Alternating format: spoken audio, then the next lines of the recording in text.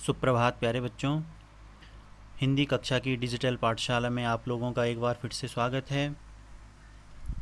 साहित्य सागर के अंतर्गत गद्य भाग में अगली कहानी हमारे पास है बड़े घर की बेटी, जो कि हिंदी कथा जगत के सम्राट श्री मुंशी प्रेमचंद्र जी द्वारा रचित है।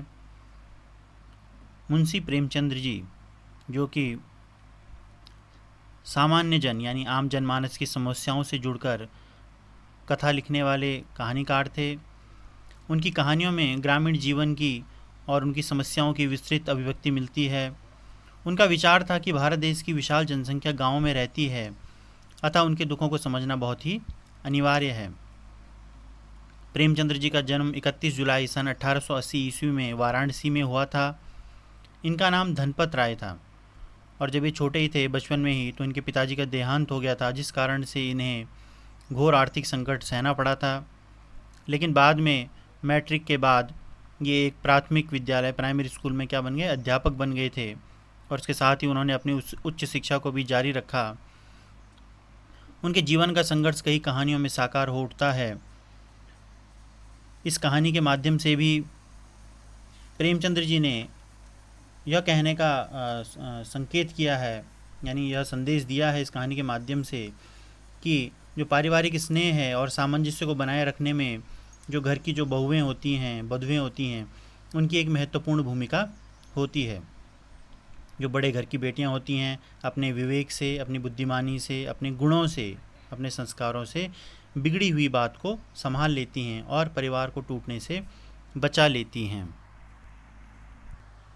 तो प्यारे बच्चों, इस कहानी को आप ध्यानपूर्वक सुने और कहानी के जो महत्वपूर्ण भाव हैं, जो संदेश है, उसे समझ करके अपने जीवन में अवश्य उतारने का प्रयास करें,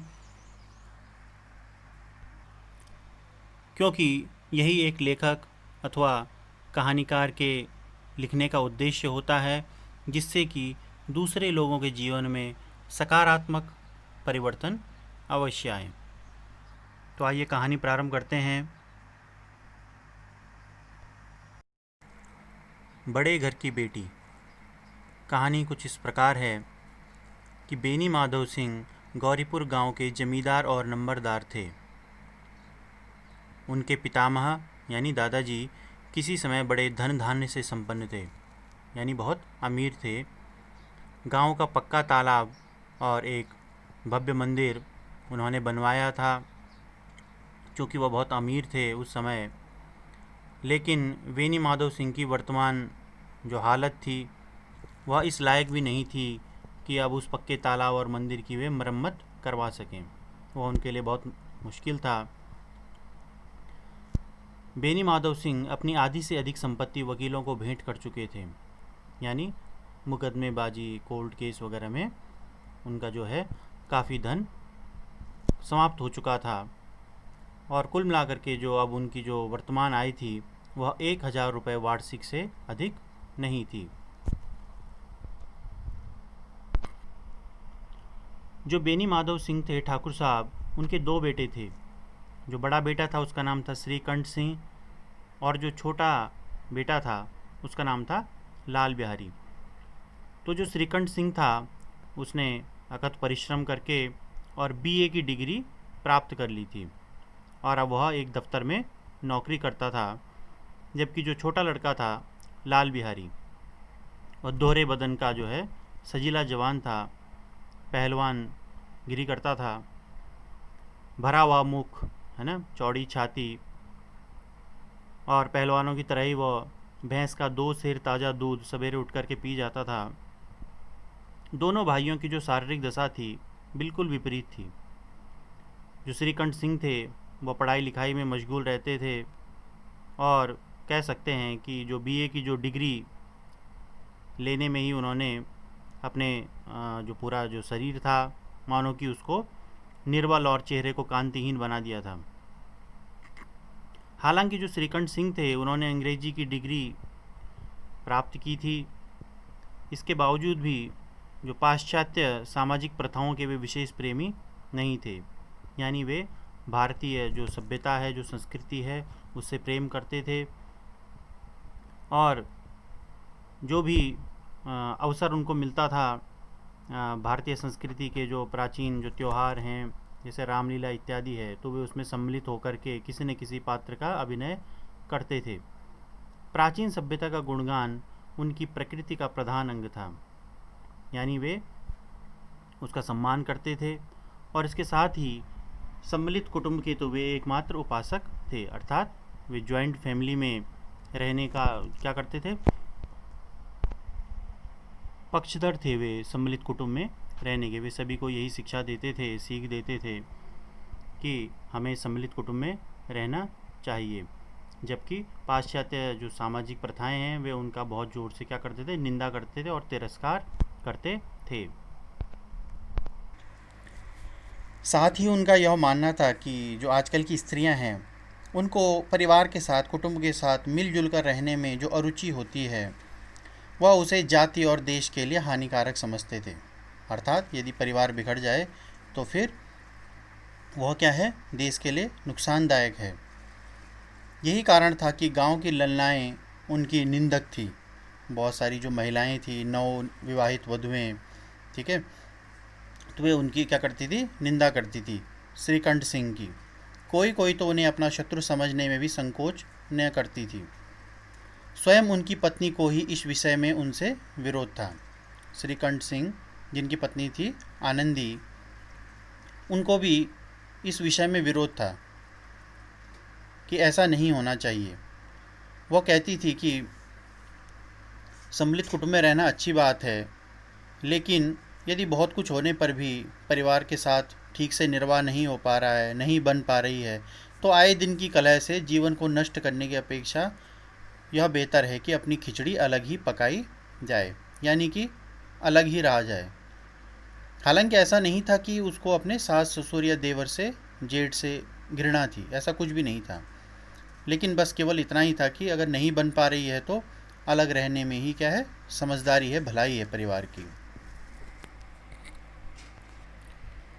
सबसे महत्वपूर्ण बात यहाँ पर यह है कि जो आनंदी थी वह एक उच्च कुल की लड़की थी, ठीक है, क्योंकि उसके जो पिताजी थे भूप सिंह, वो एक छोटी सी रियासत के ताल्लुकेदार थे, ठीक है, जो ऑनरेरी मजिस्ट्रेट के बराबर का पद होता है वे थे। उनका घर एक विशाल भवन है ना, हाथी भी उसमें था, 3 कुत्ते, बाज, ठीक है, झाड़ फानुस, जो भी एक प्रतिष्ठित ताल्लुकेदार के योग्य पदार्थ होते हैं जो उनके पास होते हैं, एक अमीर आदमी के पास जो भी वस्तुएं होती हैं वे सभी उनके घर में विद्यमान थे। जो आनंदी के पिता राजा भूप सिंह थे वे बड़े उदार चित्त और प्रतिभाशाली पुरुष थे, लेकिन उनका एक भी लड़का नहीं था। कुल मिलाकर के उनकी 7 लड़कियां थीं। 3 लड़कियों के तो उन्होंने विवाह कर लिए थे, जिनके विवाह पर करने पर उन्हें जो है जो लगभग 15-20 हज़ार रुपये का जो कर्जा था वह भी उनके ऊपर हो गया था। यह जो आनंदी थी यह उनकी चौथी लड़की थी और अपनी सभी बहनों में रूपवती भी थी और गुणवती भी, यानी जो दिखने में भी सुंदर हो और जिसके अंदर अच्छे गुण भी हो, संस्कारी गुण। ठाकुर भूप सिंह आनंदी को बहुत प्रेम करते थे और सुंदर संतान को कदाचित उसके माता पिता सभी चाहते हैं। ठाकुर साहब के सामने एक बड़ा धर्म संकट यह था कि आनंदी का विवाह कहाँ करें। अब अगर अच्छे घर में विवाह करना था तो उससे क्या होता, उन्हें और कर्जा लेना पड़ता। तो वे यह भी नहीं चाहते थे कि उनके ऊपर और कर्जा बढ़े, ऋण का बोझ बढ़े, और ना ही उन्हें यह स्वीकार था कि इसे किसी ऐसे घर में दे दिया जाए जिससे कि बाद में इसको भाग्यहीन समझना पड़े अपने आप को, मतलब, ठीक है। तो इस प्रकार आनंदी के पिता को आनंदी के विवाह की चिंता हर समय लगी रहती थी।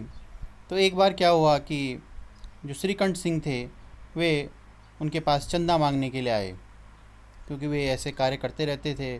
रामलीला इत्यादि जो छोटे मोटे अवसर होते हैं, धार्मिक महोत्सव, उनमें चंदा इत्यादि लेकर के वे क्या करते थे, इस तरह के जो कार्यक्रम होते हैं उनको आयोजित करते थे। तो जब चंदा मांगने के लिए भूप सिंह के पास पहुँचे तो भूप सिंह को उनका स्वभाव पसंद आ गया और इस प्रकार उन्होंने श्रीकंठ सिंह के साथ अपनी पुत्री का विवाह कर दिया।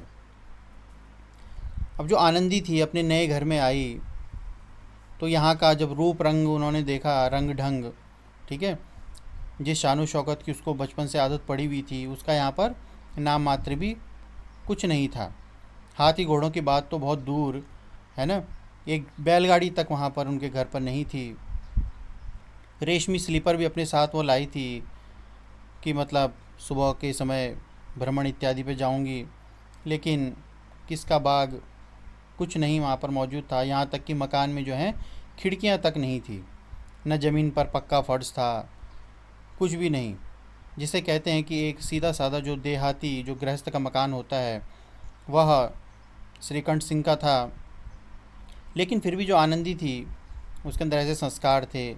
कुछ ही समय बाद उसने अपने आप को उस घर के अनुकूल, ठीक है, जो नई अवस्था थी उसके अनुकूल वहाँ पर बना दिया, मानो कि उसने विलास के शान शौकत के कभी भी कोई सामान देखे ही नहीं थे।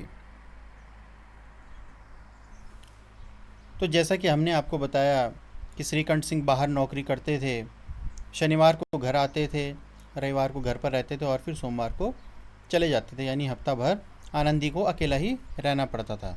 साथ में जो उसका देवर था जिसका नाम था लाल बिहारी, ठीक है, और उसके ससुर जी बेनी माधव सिंह, ये तीन ही प्राणी अधिकतर घर पे रहते थे। तो बात कुछ इस प्रकार की है कि एक दिन दोपहर का समय था, लाल बिहारी दो चिड़िया शिकार करके लाया और अपनी भाभी आनंदी से बोला कि भाभी जल्दी से यह पका दो मांस और मुझे भूख लगी है, ठीक है। तो हालांकि आनंदी ने भोजन बना लिया था, वो उसी की राह देख रही थी। अब जब उसने अनुरोध किया मांस पकाने का तो उसने नया व्यंजन बनाना शुरू कर दिया। अब मांस पकाने के लिए उसने हांडी में देखा तो घी जो है वो पाव भर से अधिक नहीं था। तो उसके बाद आनंदी ने उठाया और मांस पकाने के लिए जो सारा घी था वह उसमें डाल दिया मांस पकाने में। बड़े घर की बेटी थोड़ा बहुत इतना किफ़ायत नहीं जानती थी। अब जब सारा घी मांस में पड़ गया, लाल बिहारी खाने बैठा। अब गांव के लोग वो हर चीज़ में क्या करते हैं, घी इत्यादि का सेवन करते हैं भोजन में। अब जब वो खाने बैठा तो उसने देखा कि दाल में घी नहीं था, तो उसने पूछा कि दाल में घी क्यों नहीं छोड़ा। लाल बिहारी ने आनंदित से कहा, अपनी भाभी से। तो आनंदी ने कहा कि भैया घी तो सारा जो है मैंने मांस में डाल दिया। अब लाल बिहारी जोर से बोला कि भाई अभी परसों ही तो घी आया था, इतनी जल्दी ख़त्म हो गया। आनंदी ने फिर उत्तर दिया, आज तो थोड़ा ही रहा होगा, पाव भर लगभग, तो मैंने वह सब मांस में डाल दिया। अब जिस तरह से सूखी लकड़ी जल्दी से जल उठती है, उसी तरह क्षुधा से बावला मनुष्य जरा जरा सी बात पर तिनक जाता है। क्षुधा अर्थात भूख, ठीक है। वह भूखा था, उसे भूख लगी थी, भोजन कर रहा था, तो इसलिए उसको क्रोध आ गया एकदम से। उसने देखा कि इस प्रकार का उसे उत्तर मिला कि है ना सारा मांस डाल दिया, तो उसने सीधा यही बोला कि हाँ तुम्हारे मायके में तो जैसे घी की नदियाँ बहती हैं, मतलब, ठीक है। अब इस प्रकार से जब लाल बिहारी ने आनंदी के मायके पर व्यंग्य किया तो आनंदी को बड़ा बुरा लगा। स्त्रियां गालियां सह लेंगी, मार भी सह लेंगी, लेकिन अगर किसी ने उनके मायके वालों को या उनके मतलब घर वालों को अगर किसी ने कोई अपशब्द बोल दिया, निंदा कर दी, है ना, तो वह उससे बिल्कुल नहीं सहा जाता है। तो आनंदी मुंह फेर कर बोली, हाथी मरा भी तो 9 लाख का, वहाँ इतना घी तो नाई कहार खा जाते हैं, यानी घर में जो नौकर चाकर होते हैं इतना घी तो उन्हीं लोगों के लिए हो जाता है, ठीक है। अब इस उत्तर को सुन करके जो है लाल बिहारी था वो बड़ा क्रोधित हो गया। उसने थाली पटकी और चिल्लाते हुए उसने बोला कि जी चाहता है कि जीभ पकड़कर खींच लूँ तुम्हारी, ठीक है। अब इस उत्तर को सुन करके आनंदी को और भी अधिक क्रोध आ गया, उसका मुंह लाल हो गया और उसने सीधा यही कहा कि अगर वह होते तो आज इसका मज़ा चखाते, यानी अपने पति के लिए बोल रही है कि अगर श्रीकंठ सिंह घर में होते तो आज वो तुम्हें अच्छी तरह बताते, ठीक है, कि इस तरह की भाषा का प्रयोग कैसे किया जाता है। अब जो लाल बिहारी था, जो अनपढ़ था, है ना, पढ़ा लिखा तो वह था नहीं, उससे रहा नहीं गया। उसने, उसकी स्त्री एक साधारण जमींदार की बेटी थी। अब जी चाहता उस पर हाथ साफ कर लिया करता था। खड़ाऊ उठाकर आनंदी की ओर जोर से फेंकी और बोला, जिसके गुमान पर भूली हुई हो उसे भी देखूंगा और तुम्हें भी, ठीक है। इस प्रकार क्रोध में उसने कह दिया कि अपने भाई को भी देख लूँगा और तुम्हें भी, क्योंकि अनपढ़ व्यक्ति था, है ना, इस तरह की बातें स्वाभाविक है कि ऐसे लोग करते हैं जो कम पढ़े लिखे होते हैं। अब जब उसने खड़ाऊ फेंकी आनंदी पर, तो आनंदी ने हाथ से उस खड़ाऊ को रोक दिया। खड़ाऊ कहते हैं लकड़ी की जो चप्पल होती है, पुराने समय में लोग लकड़ी की चप्पल को ही पहनते थे, है ना। तो उसने हाथ से रोक दिया। हालांकि उसका सर तो बच गया आनंदी का, लेकिन उंगली पर चोट आ गई। अब उसको बड़ा क्रोध आ गया। आनंदी को क्रोध के मारे हवा से हिलते पत्ते की भांति कांपती हुई अपने कमरे में आकर खड़ी हो गई। स्त्री का बल और साहस, मान और मर्यादा पति तक है। उसे अपने पति के बल पर ही और पुरुषत्व का घमंड होता है। आनंदी खून का घूंट पीकर रह गई, क्योंकि उसके अंदर थोड़ा बहुत संस्कार थे। उसके पति भी घर पर नहीं थे, तो उसने चुप रहना ही उचित समझा। हालांकि उसका क्रोध जो है बहुत ही ऊपर आसमान तक पहुंच चुका था। अब जो श्रीकंठ सिंह थे आनंदी के पति, वह शनिवार को घर आते थे। यह जो देवर और भाभी के बीच जो घटना हुई थी वह बृहस्पतिवार को हुई थी। तो यानी बृहस्पतिवार और शुक्रवार जो 2 दिन थे, वो आनंदी जो है कोप भवन में बैठी रही, न कुछ खाया न कुछ पिया, अपने पति की जो है बाट देखती रही। अंत में जब शनिवार को शाम के समय श्रीकंठ सिंह घर पहुँचे, तो उसके बाद वो बाहर बैठ करके, क्योंकि गांव वाले थे, उनके साथ बैठ करके चर्चा इत्यादि, अच्छे खासे पढ़े लिखे होने के कारण, क्योंकि यहाँ गांव में तो कुछ होता नहीं है माध्यम, है ना, रेडियो टीवी इत्यादि कुछ नहीं था। तो श्रीकंठ सिंह शहर में रहते थे, तो हर चीज़ की जानकारी रखते थे।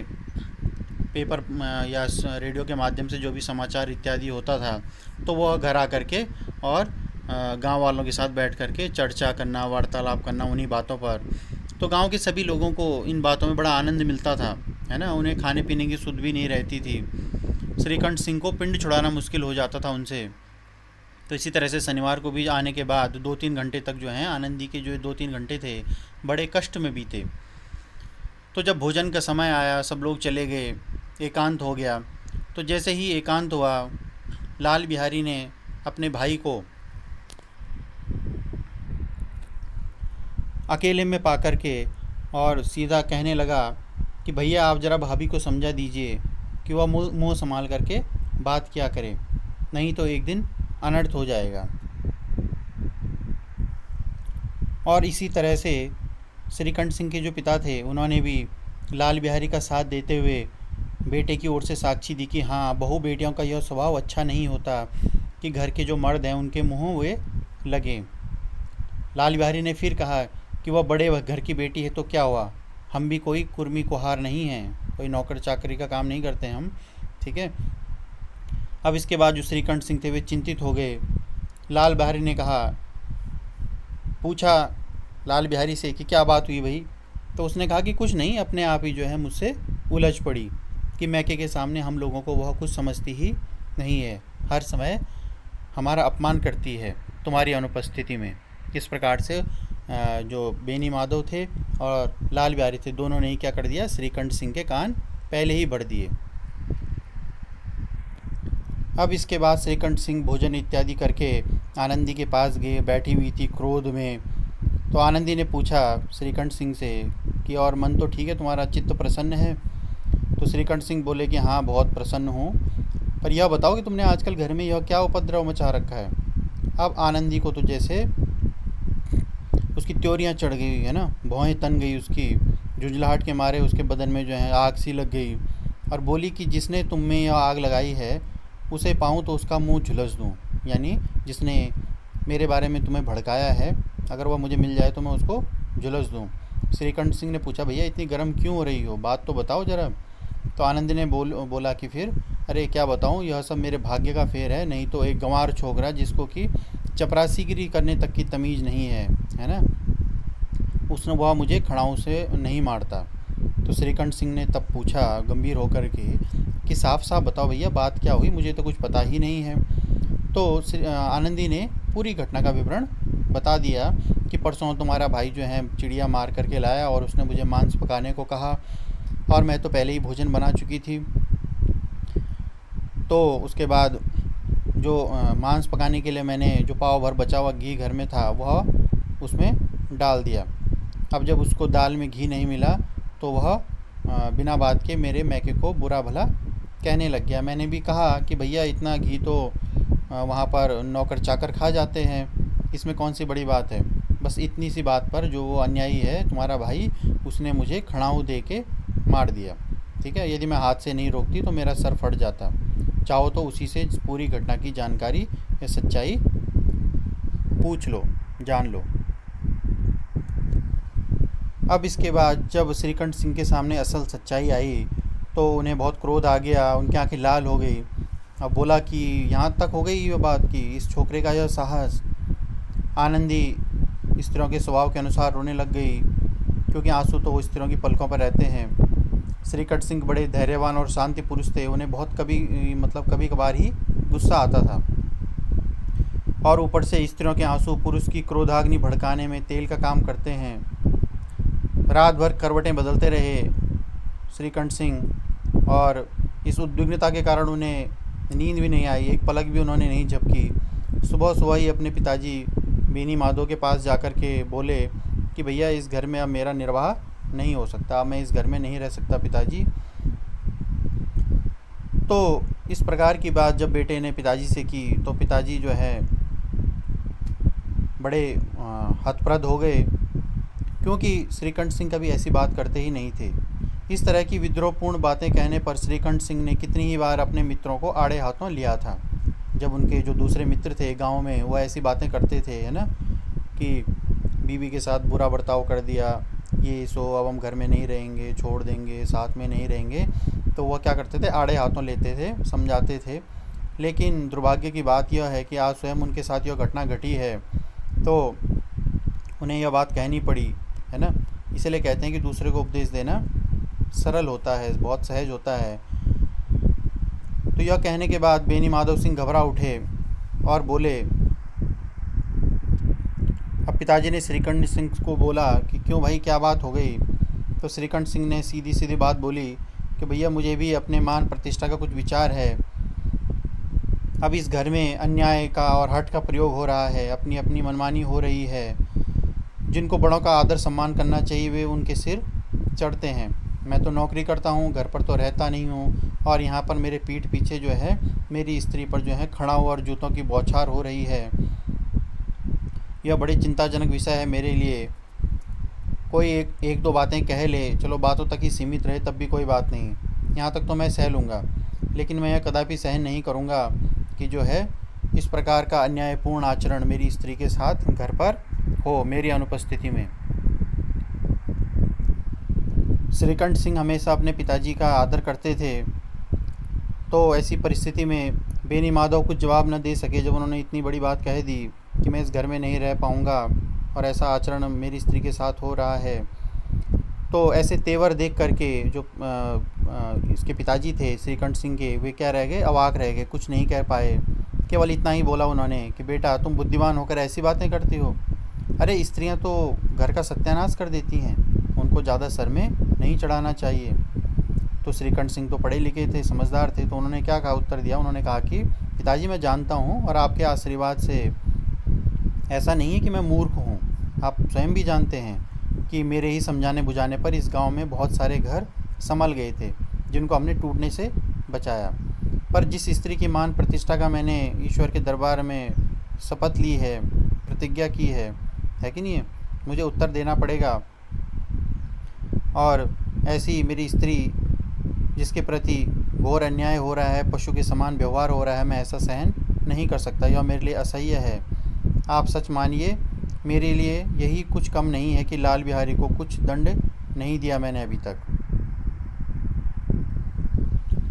अब पिताजी को भी क्रोध आ गया थोड़ा बहुत, ठीक है, ऐसी बातें वे सुन नहीं सके। अरे बोले कि भैया लाल बिहारी तुम्हारा भाई है, कोई भूल चूक अगर उससे हो गई हो तो उसे क्या करो, कान पकड़ो, एक दो लगा लो, है ना। लेकिन इतने में श्रीकंठ सिंह ने सीधे सीधे बोल दिया कि लाल बिहारी को अब मैं अपना भाई नहीं समझता।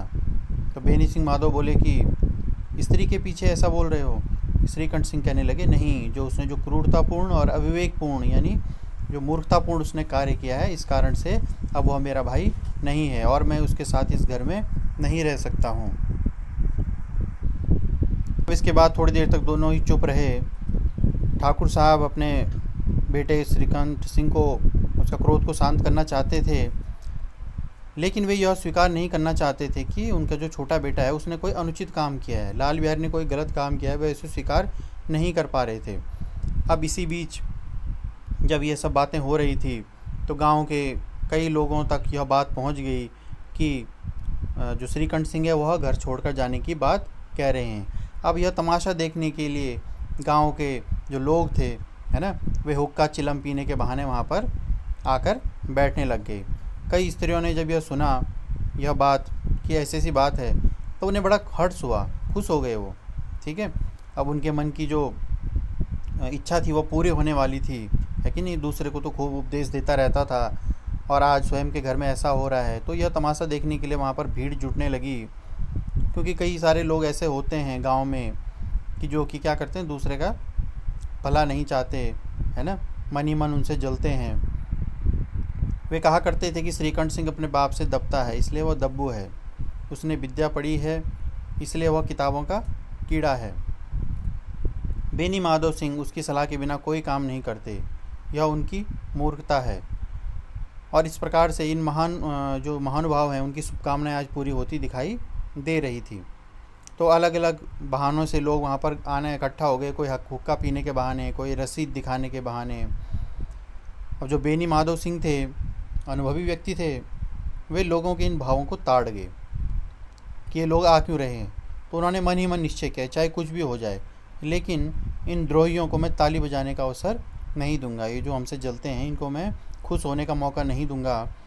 तो उसके बाद उन्होंने अपने सुर बदले, कोमल भाव में अपने बेटे श्रीकंठ सिंह से कहा कि बेटा मैं तुमसे बाहर नहीं हूँ, तुम्हारा जो जी चाहे वो करो, अब तो लड़के से अपराध हो गया है। अब बेनी माधव सिंह तो बात संभालने के लिए यह बात कह रहे थे, लेकिन जो उनका बेटा था श्रीकंठ सिंह वह अनुभव रहित था, है ना, उसको इतना अनुभव नहीं था कि लोग उनके घर का तमाशा देखने के लिए यहाँ पर भीड़ लगाकर इकट्ठा हो रहे हैं। उसे तो केवल ये था कि अपना डिबेटिंग क्लब में अपनी बात पढ़ने की आदत थी जहाँ वह नौकरी करता था। इन सब हथकंडों की उसे कोई खबर नहीं थी। पिताजी ने बात पलटी तो किस लिए पलटी उसे यह समझ में नहीं आया। वो अपनी बात पर अड़ा रहा। उसने बोला कि मैं लाल बिहारी के साथ अब इस घर में नहीं रह सकता हूँ। बेनी माधव ने फिर से समझाया कि बेटा बुद्धिमान लोग मूर्खों की बातों पर ध्यान नहीं देते, वह तो बेसमझ लड़का है, अनपढ़ है, उसे जो कुछ भूल हुई है उसे तुम क्षमा कर दो, क्योंकि तुम बड़े हो, उसके बड़े भाई हो, तुम्हें उसको क्षमा कर देना चाहिए क्योंकि वह उसकी पहली गलती है। श्रीकंठ सिंह अपनी इसी बात पर अड़ा रहा। उसने कहा साफ साफ शब्दों में अपने पिताजी को कि उसकी इस दुष्टता को मैं कदापि सहन नहीं कर सकता। अब या तो वही इस घर में रहेगा या तो फिर मैं।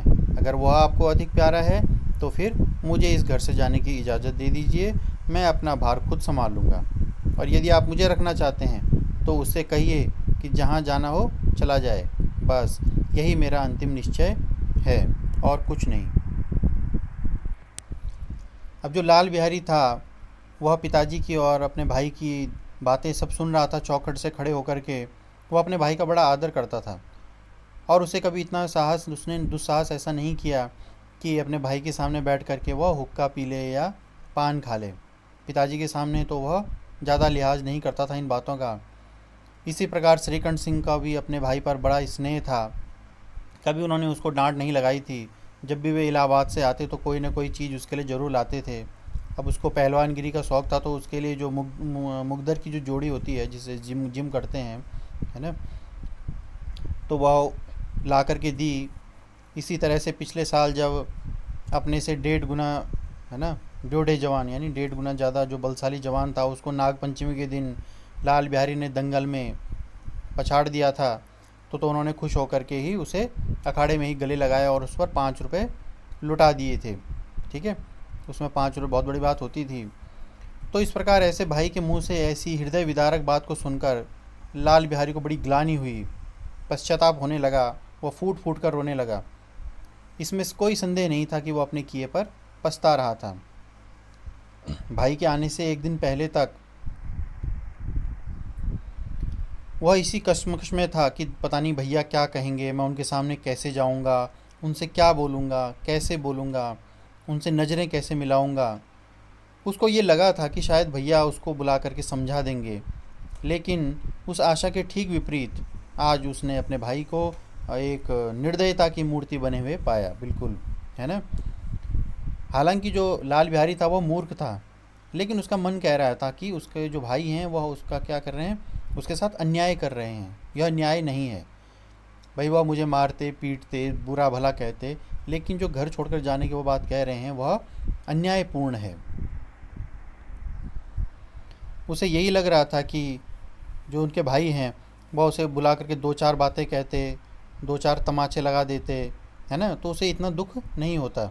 लेकिन भाई का यह कहना कि अब मैं इसकी सूरत नहीं देखना चाहता, लाल बिहारी से रहा नहीं गया, वो बिल्कुल इस बात को नहीं सहन कर पाया। वह रोता हुआ घर में आया, है ना, और कोठरी में जो है जाकर कपड़े पहने उसने। उसने सोचा कि अब मैं यहाँ से चला ही जाऊँ तो अच्छा है। आंखें पोंछी उसने जिससे कि कोई यह न समझे कि मैं रो रहा हूँ। तब आनंदी के द्वार पर आकर के उसने बोला, ठीक है, कि भाभी भैया ने तो निश्चय कर लिया है कि वह मेरे साथ इस घर में अब नहीं रहेंगे और वे मेरा मुंह नहीं देखना चाहते हैं अब, इसलिए मैं अब इस घर से जा रहा हूँ और उन्हें फिर से कभी मुंह नहीं दिखाऊंगा। मुझसे जो कुछ भी अपराध हुआ है उसे क्षमा करना, मैं आपसे क्षमा मांगता हूँ। यह कहते हुए लाल बिहारी का गला भर गया। तो जिस समय लाल बिहारी सिर झुकाए आनंदी के साथ यह बात वार्तालाप कर रहे थे, तो उसी समय श्रीकंठ सिंह भी आंखें लाल किए बाहर से आए, क्रोध में थे। भाई को खड़ा देखा उन्होंने आनंदी के साथ बात करते हुए, तो घृणा से आंखें फेर ली और वहाँ से उसको नज़रअंदाज करके वहाँ से निकल गए, मानो कि वह उसकी परछाई भी नहीं देखना चाहते थे। अब यह सब कुछ सुनने के बाद आनंदी स्वयं भी ग्लानि से भर गई। अब उसने शिकायत तो की थी लाल बिहारी की, लेकिन अब मन ही मन वो पछता रही थी। स्वभाव से तो दयालु थी ही, बड़े घर की थी, है ना। उसे इस बात का तनिक भी ध्यान नहीं रहा कि बात इतनी बढ़ जाएगी। अब वो अपने पति पर गुस्सा कर रही थी, झुंझला रही थी कि ये इतने गर्म क्यों हो जाते हैं, इतनी सी बात पर इतना बड़ा बवंडर किस बात का।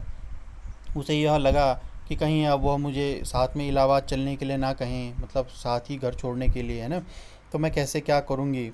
अब लाल बिहारी को दरवाजे पर खड़े गया कहते हुए सुना कि अब मैं जाता हूँ, है ना, तो मुझसे जो अपराध हो गया उसे क्षमा करना भाभी जी। तो इस बात को सुन करके उनका जो रहा सा क्रोध था वह अभी पूरा पानी हो गया। वह रोने लगी। मन का मैल धोने के लिए नयन जल से उपयुक्त और कोई वस्तु नहीं है। आँखों से यदि कोई दिल से, सच्चे दिल से अगर कोई कुछ कार्य करता है तो आँखों से पानी आना स्वाभाविक है। तो श्रीकंठ सिंह को देखकर आनंदी ने कहा कि लाल जो हैं बाहर खड़े बहुत रो रहे हैं। तो बड़ी निष्ठुरतापूर्वक उन्होंने कहा कि मैं क्या करूं। तो आनंदी बोली कि भीतर बुला लो। अरे मेरी जीभ में आग लगे, मैंने कहाँ से यह झगड़ा उठा दिया। श्रीकंठ सिंह बोले कि मैं अब उसे नहीं बुलाऊंगा। आनंदी बोली कि देखो तुम पछताओगे, क्योंकि उसे अपने किए पर पछतावा है, उसे बहुत ग्लानि हो रही है। ऐसा ना हो कि कहीं वो वास्तव में इस घर से चला जाए। अब आनंदी के बोलने पर भी जब श्रीकंठ सिंह नहीं उठे तो लाल बिहारी ने सीधा सीधा कहा कि भाभी भैया को मेरा प्रणाम कह दो। अब वे मेरा मुंह नहीं देखना चाहते तो मैं उन्हें कभी भी मुंह नहीं दिखाऊंगा। इतना कह करके वह लौट पड़ा दरवाजे की ओर। आनंदी ने भी देखा जब बात बिगड़ने लग गई तो फिर अंत में वह कमरे से निकली और लाल बिहारी का हाथ पकड़ लिया। देखा तो उसकी आंखों में आंसू थे। वह बोला नहीं भाभी मुझे जाने दो। आनंदी ने बोला कि कहाँ जा रहे हो। लाल बिहारी ने कहा कि जहाँ कोई मेरा मुंह ना देखे। आनंदी बोली कि नहीं अब मैं तुम्हें नहीं जाने दूंगी। तो लाल बिहारी ने कहा कि मैं तुम लोगों के साथ रहने योग्य नहीं हूँ, मैंने तुम्हारे साथ अन्याय किया है। तो आनंदी ने उसे अपनी सौगंध दे करके कहा, अपनी कसम दे करके कहा कि अब एक पग भी आगे मत बढ़ाना, ठीक है। तो लाल बिहारी ने कहा कि नहीं, जब तक मुझे यह मालूम ना हो जाए कि भैया का मन मेरी तरफ से साफ़ हो गया है तब तक मैं इस घर में कदापि नहीं रहूँगा। आनंदी कहती है अंत में कि मैं ईश्वर को साक्षी देकर कहती हूँ कि तुम्हारी ओर से मेरे मन में तनिक भी मैल नहीं है, यानी मैंने तुम्हें क्षमा कर दिया है। अब तुम्हें इस घर से जाने की ज़रूरत ही नहीं है। अब इन सब घटना को देख करके जो श्रीकंठ सिंह थे उनका हृदय भी पिघल गया। तुरंत बाहर आए, आंखों में आंसू लिए और अपने छोटे भाई लाल बिहारी को उन्होंने गले से लगा लिया। दोनों भाई खूब फूट फूट कर रोने लगे। लाल बिहारी सिसकते हुए कहने लगा कि भैया आप कभी यह मत कहना कि मैं तुम्हारा मुंह नहीं देखूंगा। इसके सिवाय आप जो कुछ भी मुझे दंड देंगे मुझे सहर्ष स्वीकार होगा, खुशी खुशी मैं उसे स्वीकार कर लूँगा। तो श्रीकंठ सिंह ने भी कांपते हुए स्वर में अपने छोटे भाई को कहा कि अरे लल्लू, इन बातों को बिल्कुल भूल जाओ। ईश्वर चाहेगा तो फिर ऐसा कभी अवसर नहीं आएगा।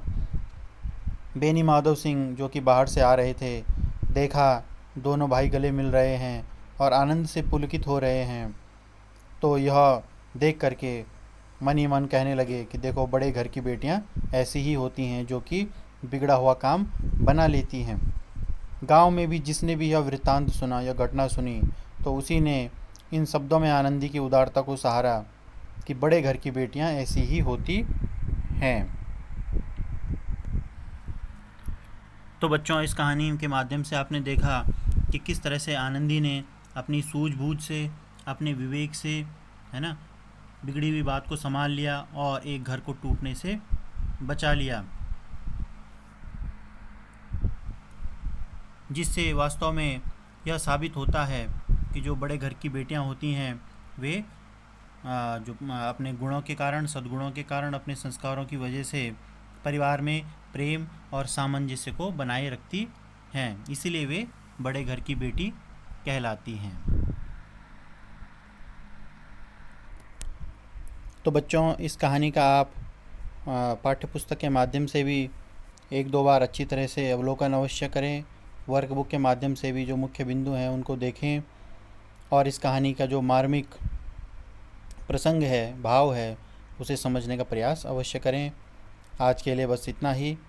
धन्यवाद।